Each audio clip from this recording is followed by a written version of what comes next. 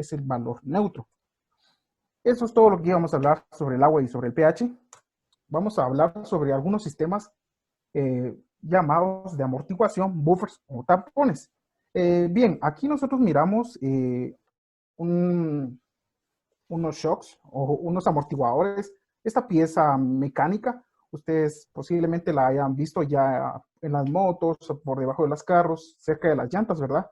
La función que esto tiene es evitar esos cambios bruscos. Por ejemplo, cuando un carro pasa por un bache, esto evita que el carro tenga un movimiento muy fuerte y todo se sienta muy brusco dentro del carro, ¿no? Entonces, para eso están estas piezas mecánicas. Ahora bien, el amortiguador sirve para disminuir los efectos bruscos. Es esto. Si pasamos este término a lo biológico, nosotros vamos a decir que un amortiguador biológico va a servir para evitar esos cambios bruscos del pH. Nosotros tenemos muchos sistemas de regulación, pero aquí yo se los agrupé en 3 lugares, que yo creo que estos 3 lugares ustedes sí los conocen. Tenemos aquí la sangre, es decir, el espacio intravascular. Tenemos en el intersticio, es decir, en el espacio intersticial. Estos dos ustedes saben que forman el líquido extracelular. Y acá el intracelular, ustedes saben que esto forma el líquido intracelular. Bien, los tapones más importantes del cuerpo es el de bicarbonato ácido carbónico y el de las proteínas, y es de lo que yo les voy a hablar ahorita. Esto es importante conocerlo, sin embargo, no es importante memorizarlo. Bueno, aquí encontramos nosotros una reacción bioquímica. Esta reacción sí es importante conocerla. Esta reacción se llama reacción de bicarbonato ácido carbónico y les voy a explicar por qué. Recuerden que nosotros tenemos un metabolismo que es celular y a base de oxígeno y dióxido de carbono, y cuando viene un eritrocito capta todo ese dióxido de carbono y entra ese dióxido de carbono al eritrocito. Cuando entra el eritrocito, este dióxido de carbono se combina en agua y esto se convierte en ácido carbónico, H2CO3. Ese ácido carbónico no puede permanecer como H2CO3, sino que se desarma. Y las dos moléculas en las que se desarma, uno, tenemos el bicarbonato, y dos, tenemos a un hidrógeno. Ahora bien, vean estas flechitas de doble sentido que encontramos acá. Esto quiere decir que la reacción también puede darse al revés. Por ejemplo, si tenemos un bicarbonato libre y este bicarbonato se encuentra con un hidrógeno, vamos a formar ácido carbónico, pero el ácido carbónico no se queda como ácido carbónico, sino que el fin de esta reacción es siempre convertirse en CO2 o agua, o convertirse en bicarbonato e hidrógeno. Esto es lo que sucede con el eritrocito, ya vamos a verlo más adelante. El otro buffer que es importante es el buffer de proteínas. El buffer de proteínas, ante los cambios del pH, los aminoácidos funcionan como amortiguadores. Yo quiero que veamos esta estructura. Aquí tenemos un carbono porque esta es una molécula orgánica. Y por un lado tenemos algún grupo carboxilo. Este es negativo, vean. Aquí hay un OH, ¿verdad? Esto es importante, este OH es importante. Esto nos indica que es negativo. Y por otro lado tenemos un grupo amino. Recuerden ustedes que el grupo amino contiene un hidrógeno, contiene varios hidrogeniones, pero en este caso, bueno, aquí tiene 2 hidrogeniones, ¿verdad? Hay otras moléculas que tienen más hidrogeniones. Entonces, esto es importante. ¿Qué otro tiene acá? Esta cadena R, recuerden que esta cadena R es de donde se unen los demás aminoácidos para juntos formar una proteína.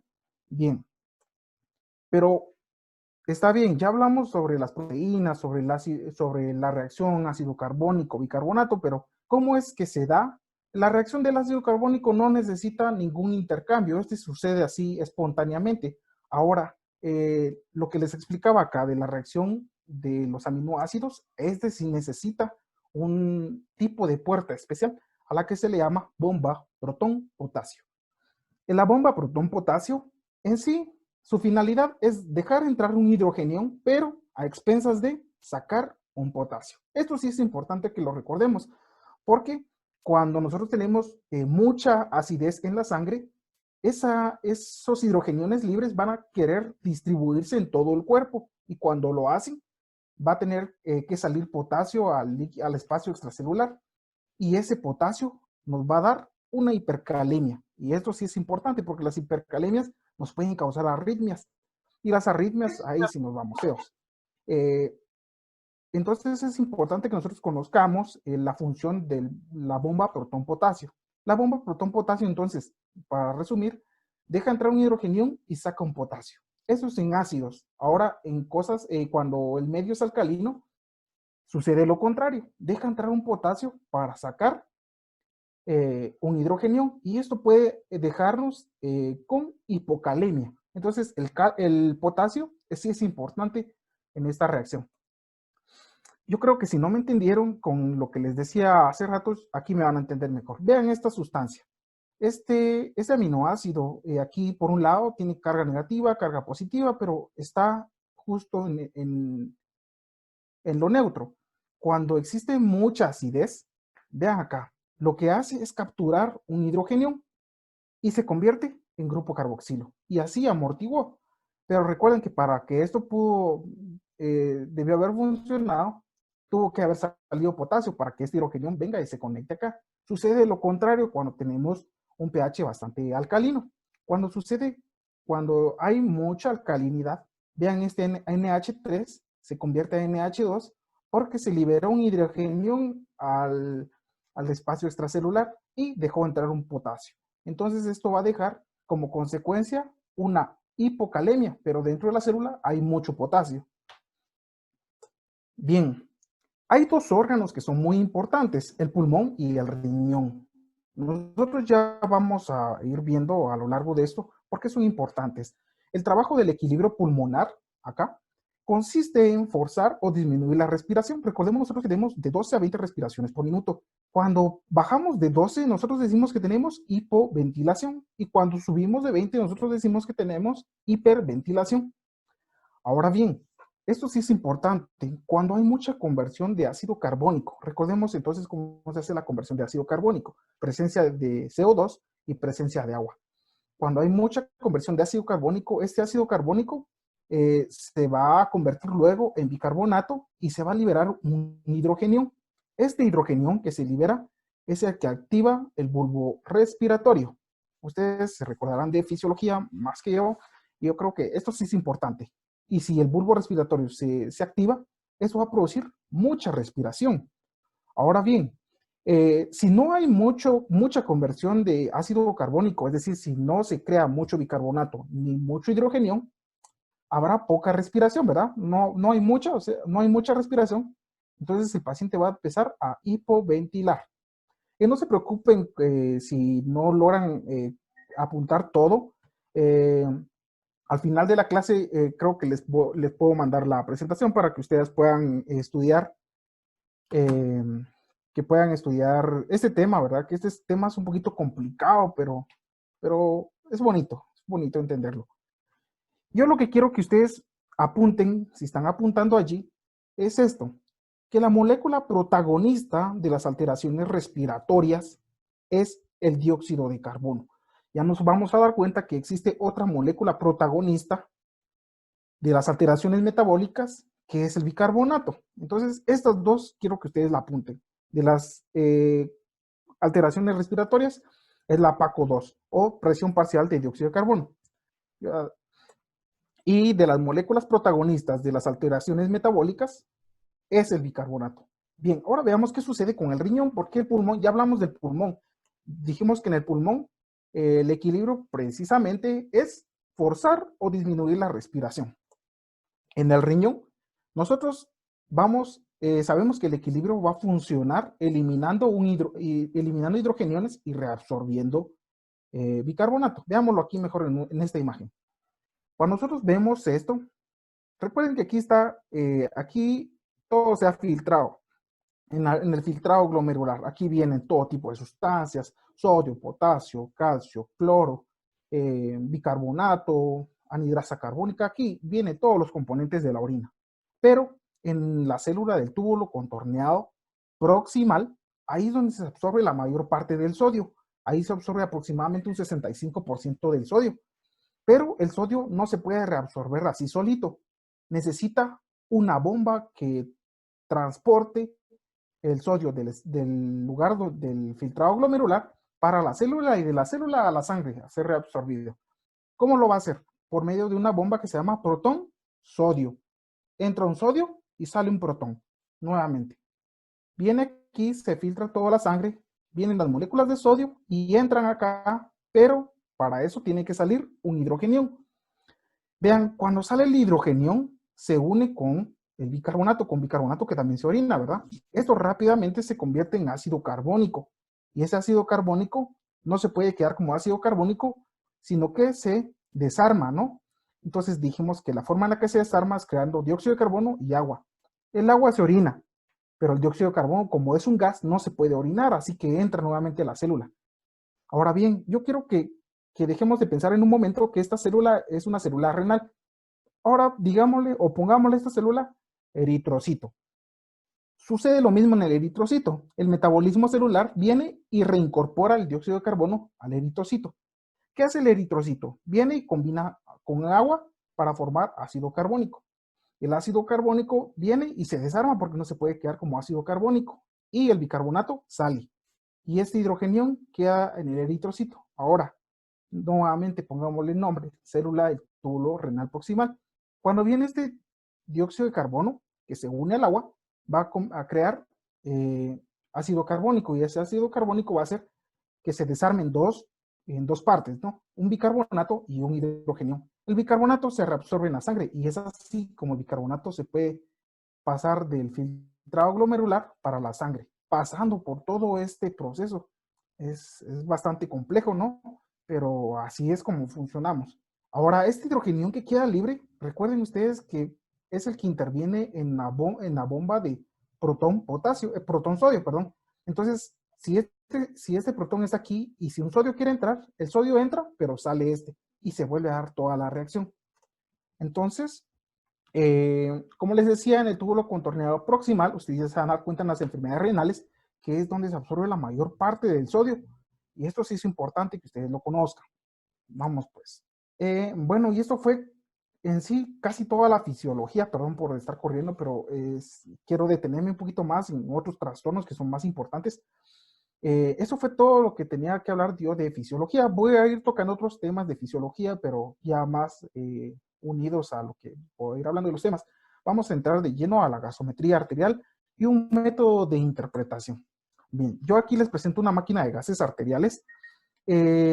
La máquina de gases arteriales o gasometría arterial, aquí desarmamos el nombre, gaso de gases, metría de medición y arterial, porque utilizamos para esto una muestra arterial de sangre arterial, pero podemos utilizar sangre venosa, podemos usar líquido de la citis, podemos usar líquido pleural, podemos usar orina incluso para medir algunos componentes, por ejemplo el carbonato o algunos gases un poquito más especiales de esos líquidos.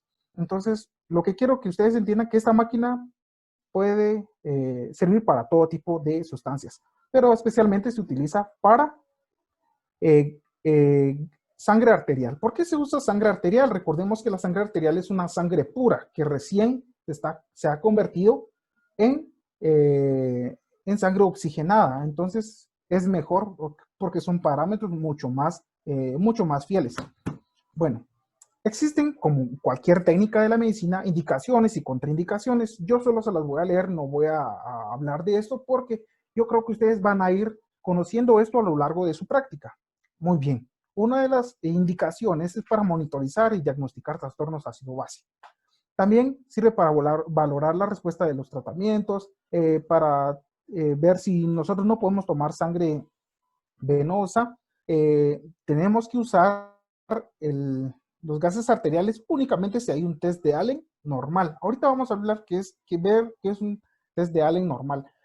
También si hay compromiso del sistema respiratorio para evaluar ventilación, insuficiencia renal descompensada en pacientes con alteración del estado de conciencia, enfermedades metabólicas, en fin, es una lista grande que ustedes van a tener que ir buscando. Y contraindicaciones principalmente está el test de Allen, un test de Allen anormal. Yo creo que esto es bastante lógico. Vamos a ver con la imagen.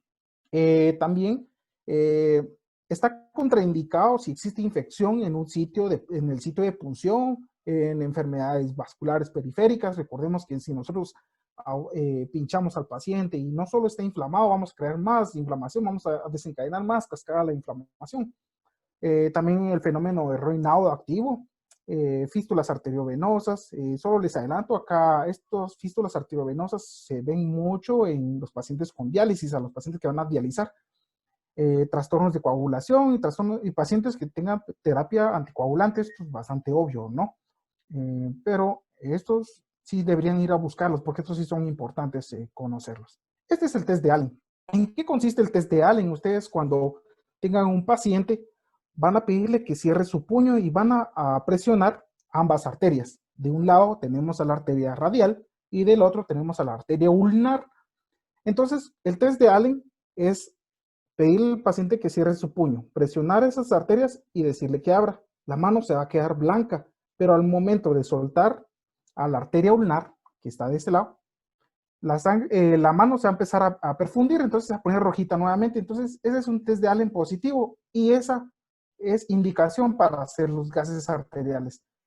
Si en algún caso la mano no se llena, ese es un test de Allen negativo, entonces nosotros no debemos hacer aquí la punción porque podemos dañar el único paso que tiene la sangre para perfundir la mano.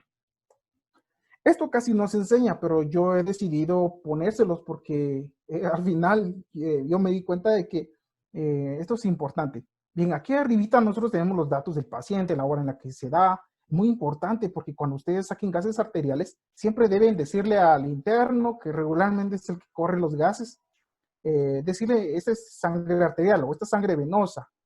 ¿Por qué? Porque al momento de ir a la máquina tiene que programar como sangre venosa, como sangre arterial. También tenemos aquí a la FiO2. Esto sí es importante que ustedes le digan al interno o a quien vaya a correr los gases. La FiO2 es la fracción inspirada de oxígeno. Ya vamos a hablar más adelante sobre qué es la FiO2. Bien, nosotros tenemos por otra parte aquí los datos medidos. Y los datos medidos se logran bajo reacciones que el cuerpo que reacciones que por medio de reacciones bioquímicas que la máquina va a hacer, perdón. Entonces, ¿qué cosas va a medir? Porque vean, aquí tenemos calculados. En los calculados no se necesita ningún reactivo. Aquí sí. En los que va a medir el pH, la PaCO2, la presión parcial de dióxido de carbono, la PaO2, que es la presión parcial de oxígeno, electrolitos, glucosa y muy importante el lactato. Ya vamos a verlo al final, que es importantísimo el lactato, sobre todo en los pacientes de shock. Este es un marcador de hipoperfusión y cuando nosotros veamos pacientes con lactato, primero debemos pensar, este paciente no está perfundido. Bien, también tenemos datos calculados, ¿verdad? Como les decía, estos datos no los va a dar no los va a medir la máquina, sino que los va a calcular a partir de los datos medidos. En ellos tenemos al bicarbonato, a un bicarbonato estándar, que el bicarbonato estándar es un bicarbonato que se ha obtenido con otras fórmulas, porque el bicarbonato normal se obtiene con dióxido de carbono y con el pH. Ahora este no, este tiene otras fórmulas, pero regularmente se utiliza el bicarbonato, el verdadero bicarbonato. También tenemos un total de dióxido de carbono, la saturación, el estado de bases, el total de hemoglobina. Esto, donde dice PAFI, regularmente no viene en los gases arteriales, pero esto es bien fácil calcularlo. Únicamente nosotros debemos dividir la PaO2 dividido en la FiO2 que tiene el paciente y eso nos va a dar un índice PAFI.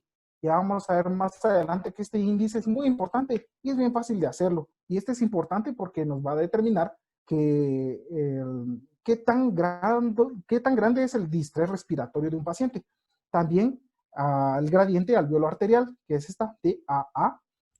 Esta es importante porque nos determina si la causa del problema respiratorio es pulmonar o es extrapulmonar. También tenemos otro índice que es índice de Fick. Este índice de Fick nos ayuda a determinar principalmente el gasto cardíaco. El gasto cardíaco se puede determinar de muchas formas, pero una forma que es muy útil en salas de medicina interna es el índice de Fick, pero para eso nosotros necesitamos gases arteriales y gases venosos. Yo solo se los dejo aquí. Si a alguien les nace la inquietud puede ir a buscar porque de esto no hablé en esta presentación. Aquí abajo nosotros tenemos rangos de referencia. Recordemos que a veces nos aparece signo de interrogación, revisar, y a veces no tomamos en cuenta de que aparecen todos en estos, y eso nos puede dar un sesgo en nuestra lectura. Bien, esta es la tablita que les decía sobre la FiO2. La FiO2, recuerden ustedes que es la fracción inspirada de oxígeno. En el ambiente existe 21%. Luego, si a nosotros nos dan 1 litro de oxígeno, sube 4 litros la FiO2. Si nos dan otro litro, sube 3 litros más. Si nos dan 3 litros, aparte de los 4 más 3, suben otros 3. Entonces, solo para el primero suben 4 y para el resto suben 3. Recuerdan que los pacientes en emergencia, regularmente nosotros utilizamos cánulas nasales, y para esto está indicado únicamente hasta 4 litros. No podemos darle 5, 6, 7 litros con cánulas nasales porque podemos progresar a necrosis ciliar. Para eso es mejor utilizar una mascarilla simple. En la mascarilla simple la podemos utilizar de 5 hasta 8 litros. Arriba de 8, si el paciente está muy mal, no podemos usar una mascarilla con reservorio. Pero recuerden que la mascarilla con reservorio es aquella mascarilla que tiene una bolsita. Si nosotros usamos menos de 8, podemos hacer que el paciente empiece a acumular mucho dióxido de carbono, entonces eso no es bueno. Ahora, si nuestro objetivo es disminuir la acidosis respiratoria, podemos utilizarla. Bueno, tal vez esta presentación sí es importante conocerlas, porque ustedes le pueden tomar un screenshot, será bastante útil, porque a partir de eso es que nosotros vamos, digamos, este es como un chivito, ¿no? Aquí con este chivito nosotros vamos a poder decir, bueno, ya hice este paso, este otro paso y este otro paso. Ya está, ya tengo mi diagnóstico. Pero al final también de la clase les voy a dar, vamos a juntar toda esta información, como se dice en el buen chapín, vamos a amarrar el pache. Hice una gráfica que para ustedes, que yo creo que va a ser muy útil, y si ustedes la pueden imprimir o la pueden pasar a mano o la quieren volver a hacer, sería bueno. Bien, para leer los gases arteriales debemos tener siempre una metodología, al igual que cualquier otro método diagnóstico en la medicina.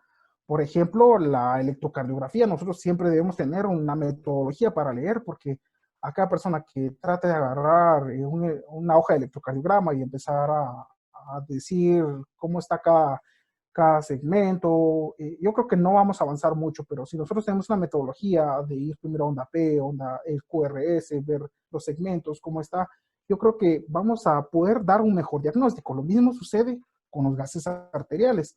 Con los gases arteriales, en primer lugar, nosotros debemos determinar la causa sanguínea.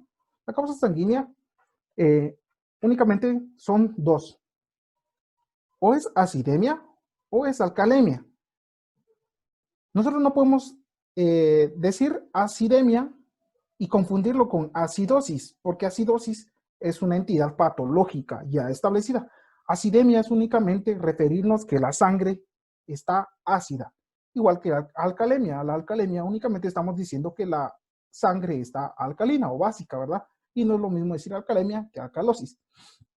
Bien, para hablar del trastorno primario existe un mnemotécnico que se llama MIRO, que ese es bien fácil, ahorita lo vamos a hablar, solo si están apuntando, apunten esto. Metabólico igual, respiratorio opuesto, y esto es importante. De este lado, en el punto 3, identificar el origen, dice la etiología del trastorno primario. Recordemos que en la acidosis metabólica únicamente tiene validez medir el ANU-GAP. Yo creo que tal vez lo han escuchado, pero esto solo es para acidosis metabólica. No aplica para alcalosis respiratoria, ni acidosis respiratoria, ni alcalosis metabólica. Es únicamente para acidosis metabólica. Para la acidosis respiratoria y alcalosis respiratoria, nosotros debemos apoyarnos con el gradiente alveolo arterial para determinar si la causa es pulmonar o extrapulmonar. Y para apoyarnos en el diagnóstico en la alcalosis metabólica, debemos medir el cloro en orina para determinar si es renal o es extrarrenal. Básicamente, esto es tal vez lo que nos va a quitar un poquito más de tiempo en estar calculando en las salas de medicina interna.